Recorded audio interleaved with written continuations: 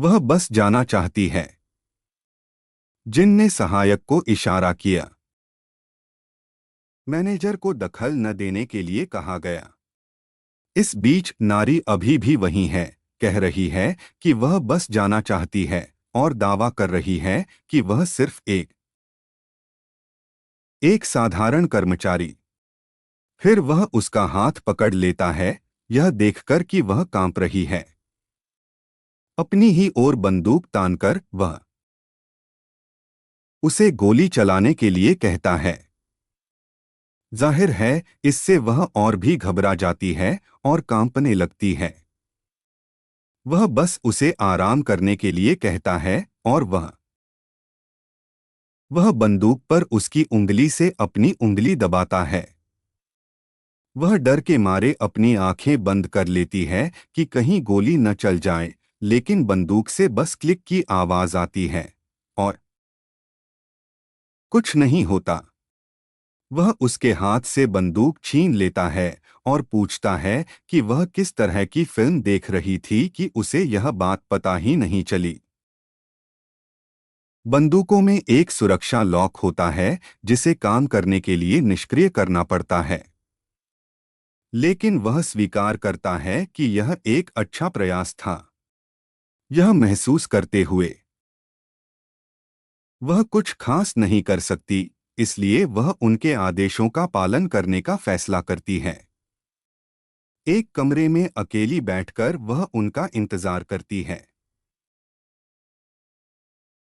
वह वापस लौटती है, उसे नहीं पता कि आगे क्या होगा।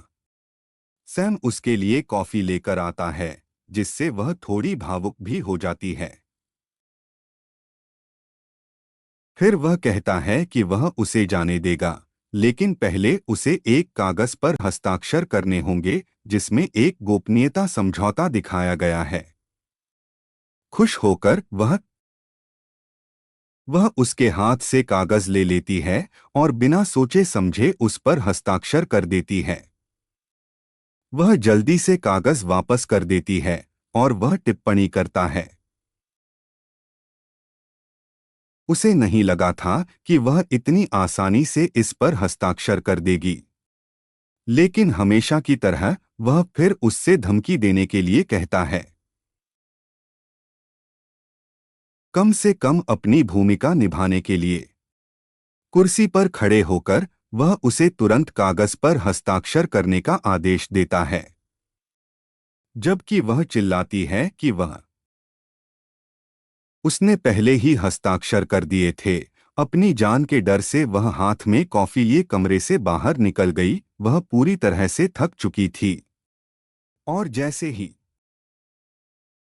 वह लिफ्ट में लौटती है, वह सोचती है कि उसे पता ही नहीं था कि सैम इतना अजीब है।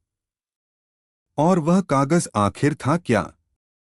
क्या वह क्या वह एक खाली पन्ना था या उस पर कुछ लिखा हुआ था क्योंकि उसने उसे पढ़ा भी नहीं और बस हस्ताक्षर कर दिए? पहुंचने से पहले लिफ्ट में वह एक बातचीत सुन लेती है। वह एक खंभे के पीछे छिप जाती है और हानि को जिन से किसी विषय पर बात करते हुए सुनती है। नारी के साथ उसका एक खास रिश्ता है और गंभीर भाव से वह कहता है कि वह नारी को मनाने के लिए अपनी पूरी कोशिश करेगा। ऐसा लगता है जैसे यह संबंध कभी हुआ ही नहीं था। हानि पूछती है कि क्या वह इसे उलटने वाला है और यदि हाँ, तो वह इसे कैसे करने की योजना बना रहा है। क्योंकि किसी छाप को तोड़ने के लिए दोनों में से किसी एक को मरना होगा, या तो उसे या नारी को। यह सुनकर नारी निराश हो जाती है और अंततः अपने ही पैरों से लड़खड़ाकर वह उन दोनों के सामने फर्श पर गिर पड़ी और जो कॉफी उसने नहीं पी थी वह भी गिर गई। उसे डर है कि अब वे सचमुच उसे निकाल देंगे क्योंकि उन्हें पता चल गया है कि वह सब कुछ सुन रही थी। वह फर्श पर पड़ी उसके पास जाकर कहती है कि जिसने दावा किया था कि वह अपना जीवन यह दिखावा करते हुए जिएगी कि उसे सब कुछ बिल्कुल भी दिखाई नहीं देता, उसके लिए यह कहना गलत होगा कि कुछ नहीं, ऐसा लगता है कि वह सब कुछ देखना चाहती है। क्या वह सचमुच एक साधारण जीवन जीना चाहती है? हाँ, अपना हाथ आगे बढ़ाती है। जिनके कंधे पर हाथ रखकर वह कहती है, बस बहुत हो गया, नारी को जल्द से जल्द सच्चाई जाननी होगी। फिर वह यह बताता है कि उस रात जिन और नायक ने एक दूसरे पर निशान बना लिए। इम्प्रिंटिंग एक सामान्य अनुष्ठान है। रूप बदलने वाले जीव अपने साथी के साथ बंधन बनाने के लिए यह क्रिया करते हैं। साथी मिलते ही उनके हार्मोन स्थिर हो जाते हैं। साथी यह सोचकर कांपते हुए कि यह सब किस ओर जा रहा है, नारी पूछती है कि क्या यह शादी जैसा है, और ही समझाती है कि ऐसा नहीं है। यह एक ऐसा अनुष्ठान है जिसे जीवन में केवल एक बार ही किया जा सकता है। सामान्यतः रूप बदलने वाले प्राणी इसे उस व्यक्ति के साथ करते हैं जिसके साथ वे रहते हैं। सच्चे प्यार को अपनाएं क्योंकि यह उन दोनों के जीवन को हमेशा के लिए पूरी तरह से बदल देगा। दूसरे शब्दों में, यह एक ऐसा बंधन है जो कहीं अधिक महत्वपूर्ण है। शादी से भी बढ़कर। यह सुनकर नारी बेचैनी से लिफ्ट की ओर भागी। वह हड़बड़ी में बटन दबाने लगी। वहां से जल्द निकलने के लिए, यह सोचते हुए कि शादी से भी ज्यादा महत्वपूर्ण चीज का क्या मतलब है।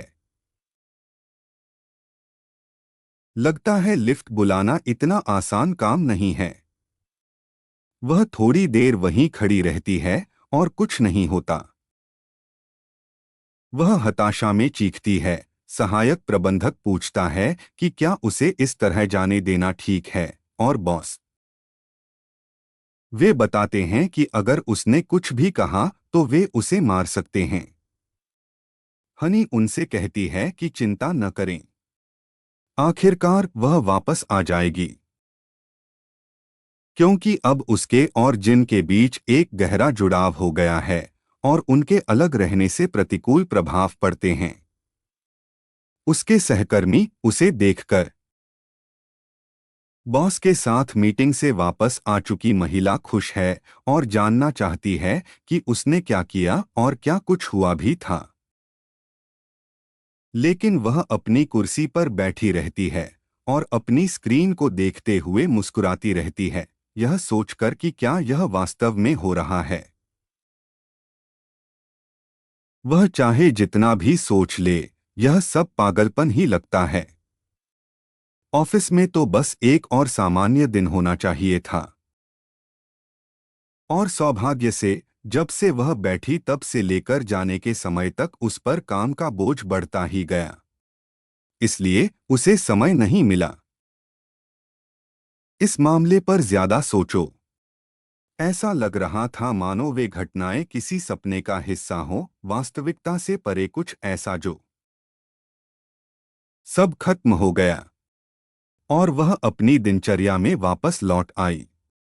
लेकिन मानो यह दिखाने के लिए कि यह सिर्फ एक सपना नहीं था, उसे कुछ चीजें दिखाई देने लगीं।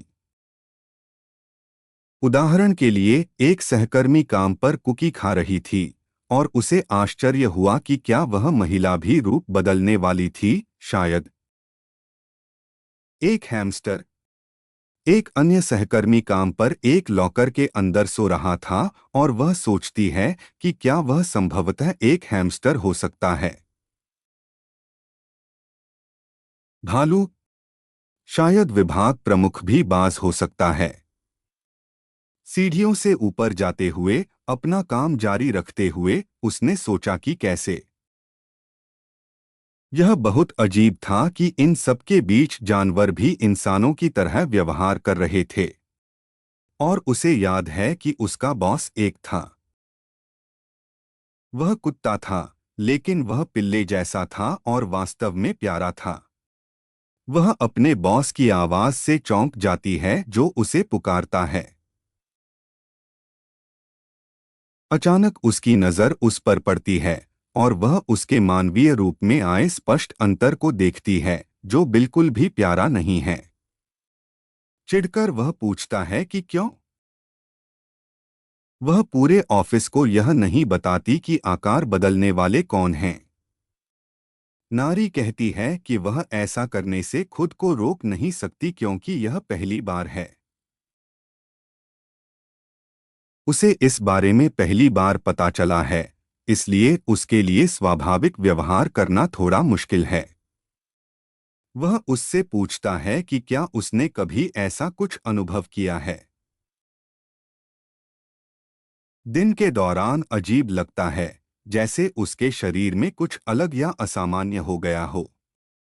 एक पल के लिए उसे ऐसा महसूस नहीं होता। वह तब तक यह नहीं समझ पाएगी कि वह ऐसा क्यों पूछ रहा है, जब तक उसे ही के उन शब्दों की याद नहीं आ जाती जो उन्होंने उन दोनों के बीच बने बंधन के बारे में कहे थे। और वह इस निष्कर्ष पर पहुंचती है कि शायद वह इस वजह से उसके बारे में पहले से ही चिंतित है। उसे डर है कि कहीं यह सच तो नहीं है। वह उसे धक्का देती है और कहती है कि वह ठीक है, और उसे रास्ते से हटने के लिए कहती है। वह चिढ़ जाता है, लेकिन कुछ नहीं कहता क्योंकि वह घबराकर सीढ़ियों से नीचे उतरती है। अपनी डेस्क पर वापस आकर उसे समझ नहीं आता कि उसे किस बात की ज्यादा चिंता है। इस बात की कि वहां सभी लोग हैं। कंपनी में ये रूप बदलने वाले लोग उसकी जानकारी के बिना ही मौजूद हैं, और उसे इस बात का भी अंदाजा नहीं है कि उसका बॉस अब उसके बारे में चिंतित है। यह सब देखकर उसकी सहकर्मी पूछती है कि क्या वह सच में ठीक है, क्योंकि वह आज थोड़ी अजीब लग रही है। उसका कहना है कि सब ठीक है, बस आज बहुत कुछ हो गया है। इसलिए वह अभी भी सब कुछ समझने की कोशिश कर रही है। अपने सहकर्मी के पास जाकर वह एक थोड़ा साहसी सवाल पूछने का फैसला करती है। अगर उसे पता चले कि मनुष्य जानवरों में बदल सकते हैं। लेकिन इससे पहले कि वह वाक्य पूरा कर पाती, सहायक प्रबंधक वहां से गुजरता है और उसे घूरता है। बहुत ही अमित्र भाव से वह अपने द्वारा हस्ताक्षरित समझौते को दिखाती है। इसे देखकर अब उसे यकीन हो गया है कि वह एक मीरकैट। यह महसूस करते हुए कि उसकी सहकर्मी कठिन समय से गुजर रही है, युवक उसकी मदद करने का फैसला करता है। और जब वह इंसानों के जानवरों में बदलने के बारे में जानकारी खोजता है, तो उसे जून नाम के एक लेखक की याद आती है, जो हमेशा वह अपने उपन्यासों में इसी विषय का प्रयोग करते हैं। उन्हें लगता है कि वह उनकी प्रशंसक हो सकती हैं, इसलिए वह उन्हें यह प्रोजेक्ट देने का फैसला करते हैं। कुछ दिनों बाद में नारी को एहसास होता है कि वह काम पर ध्यान केंद्रित नहीं कर पा रही है, क्योंकि वह घटी हुई हर बात के बारे में सोच रही है और देख रही है कि उसकी सहकर्मी असल में जानवर हैं। मीटिंग रूम में उसकी एक मैनेजर कहती है कि उसे उम्मीद है कि वे सब कुछ खत्म कर लेंगे इस सप्ताह। बिना किसी समस्या के सब कुछ ठीक होने का वादा किया गया था। फिर वह नारी से पूछती है कि साक्षात्कार की तैयारियां कैसी चल रही हैं। लेखिका जेन जा रही हैं। मुख्य पात्र पूरी तरह से भ्रमित होकर पूछती है कि वह किस साक्षात्कार की बात कर रही है, क्योंकि उसे इसके बारे में कुछ भी पता नहीं है। इस बारे में जिससे मैनेजर थोड़ा घबरा जाता है क्योंकि इंटरव्यू कल है। नार्व को अभी भी लगता है कि कुछ हुआ है, कुछ गलतफहमी हो गई है। लेकिन मैनेजर बहाने नहीं सुनना चाहता और उसे आज ही सारा काम निपटाने के लिए कहता है। जाने से पहले वह अपनी सहमति देती है। उसकी सहकर्मी, जो पूरी बातचीत को रोते हुए सुन रही थी, नारी को गले लगा लेती है और वह माफी मांगता है। वह कहता है कि वह उसे यह बताना भूल गया था कि उसने इसे प्रोजेक्ट में शामिल कर लिया है क्योंकि उस दिन उसने इंसानों के जानवरों में बदलने के बारे में टिप्पणी की। उसे लगा कि वह लेखिका की प्रशंसक है और इसीलिए उसने ऐसा किया। उसे परियोजना का प्रभार सौंपा गया था, लेकिन वह उसे बताना भूल गया। यह देखकर कि वह ज्यादा कुछ नहीं कर सकती, वह पूछती है, अगर परियोजना में कम से कम प्रोत्साहन तो दिया जाए। अगले दिन वह साक्षात्कार के लिए कागजात व्यवस्थित कर रही है। वह सोच रही है कि उसकी सहकर्मी समय समय पर ऐसी छोटी मोटी गलतियां कर बैठती है। उसे इस बात से थोड़ी चिढ़ हो रही है। सभी को याद है कि उन्होंने कहा था कि इस परियोजना के लिए एक बड़ा प्रोत्साहन था जिसे हर कोई चाहता था। बस यही एक कारण था। उसने इस गड़बड़ी को स्वीकार करने का फैसला क्यों किया? जून एक प्रतिभाशाली लेखक हैं जिन्होंने बहुत जल्दी लोकप्रियता हासिल की। वह आम तौर पर वह अपने बारे में सब कुछ गुप्त रखता है, यहाँ तक कि अपना नाम और अपना रूप भी। और यही बात उसे इतना रहस्यमय बनाती है। और उनके द्वारा लिखे गए सस्पेंस उपन्यासों ने उन्हें बेस्टसेलर बना दिया है। वह सोचती है कि वह किस तरह का व्यक्ति है और वह कैसे उसका सामना कर पाएगी। उसे अपनी किताब उनके साथ प्रकाशित करने के लिए मना लेने के बाद उसे एहसास होता है कि हाल ही में उसकी बाह में खुजली हो रही है। एक सुंदर आदमी। वह पास आकर कहता है कि उससे मिलकर खुशी हुई। वह अपना परिचय जून के रूप में देता है और पूछता है कि क्या वह नारी है। नारी को देखकर वह चौंक जाती है। वह एक बिल्ली है, वह केवल हाँ में जवाब दे पाती है। सदमे के एक क्षण बाद वह उसे अपना बिजनेस कार्ड देती है। नारी के रूप में अपना परिचय देते हुए और कॉफी के लिए धन्यवाद देते हुए। वह सुंदर होने के साथ साथ दयालु भी प्रतीत होता है और कहता है, उसे चिंता करने की जरूरत नहीं है क्योंकि कोई नहीं जानता कि वह कैसा दिखता है। यह आम बात है कि वह खुद ही सबसे पहले अपना परिचय देता है।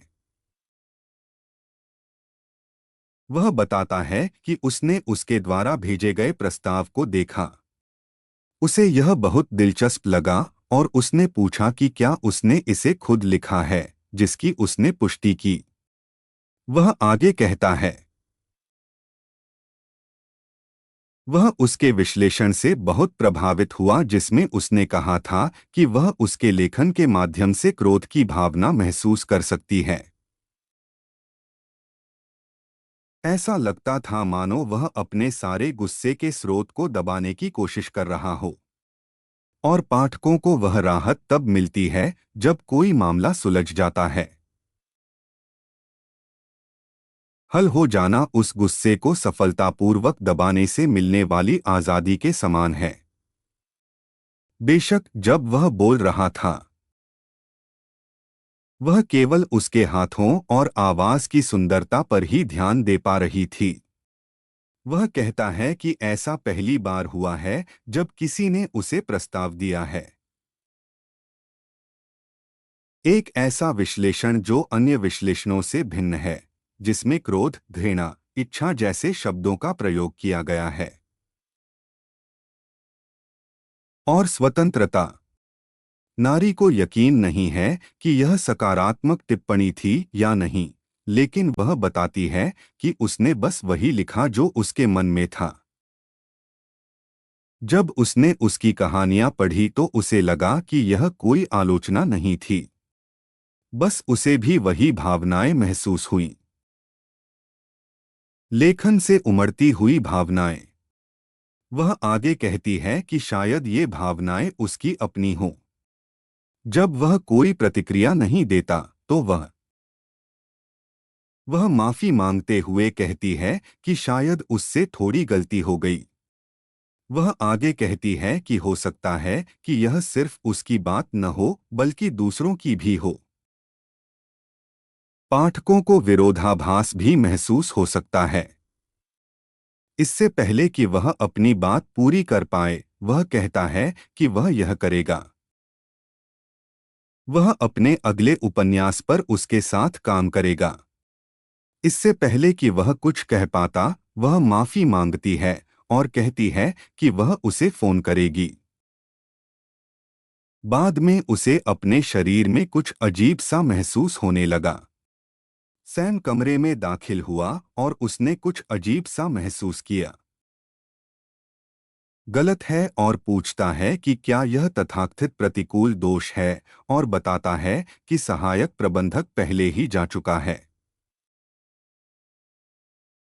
उसे पाने की कोशिश में जिम का मानना है कि यह काफी नहीं है और उसे उससे व्यक्तिगत रूप से मिलना होगा।